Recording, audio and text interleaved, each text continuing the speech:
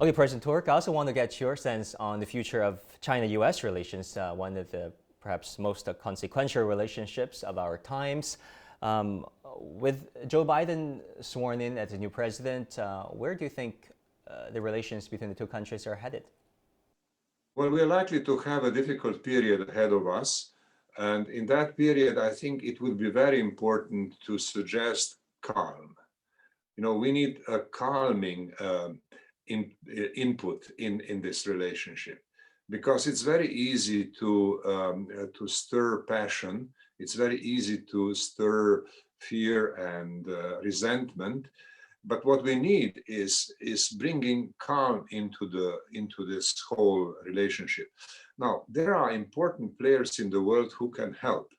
I would believe that in the European Union, there will be many voices who would be pleading for calm. We have to calm down the debate. We have to calm the relations to a point in which we can figure out where our interests overlap. And I'm talking from European Union's perspective about both, about transatlantic relationship between Europe and the United States, and about Europe and China. I mean, we have to see how these calming voices can be brought into the picture. Similarly, I think that countries like Japan and other countries would be interested in having calm in their management of basic relations in security, economic cooperation, and in other fields with both United States and China. They don't want to have a confrontation. They want to have a peaceful, calm progression. And in order to have that, we need introduction of calm, and that calm has to come from various quarters in the world. Right, but there are potential areas of confrontation. For example, many noted that President Xi, in his Davos address, said China rejects the notion of countries devolving into small circles. That is perhaps the Chinese political jargon of saying Western-style military alliances. But in Joe Biden's view, he said many times over that restoring American greatness, leadership, by strengthening its alliances is important. Do you see a clash of ideas over there, and what would that mean for future U.S.-China relations?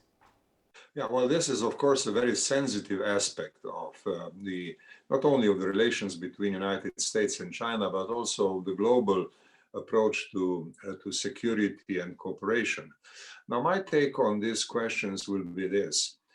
We understand the tradition of American foreign policy to look for like-minded countries, for smaller groups that work with the United States. And that should be all right as long as this is within the framework of universally, generally agreed norms. I mean, a country which is not attacked does not have a reason to mobilize a defense alliance. And we have to simply proceed from this very fact. It was quite normal that at the time of the terrorist attack over the United States in 2001, the self-defense logic was so important.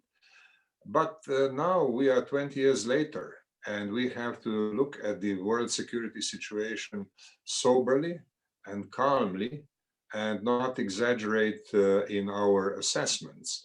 So therefore, I think the whole question of like-mindedness and alliances have to be given a very realistic assessment.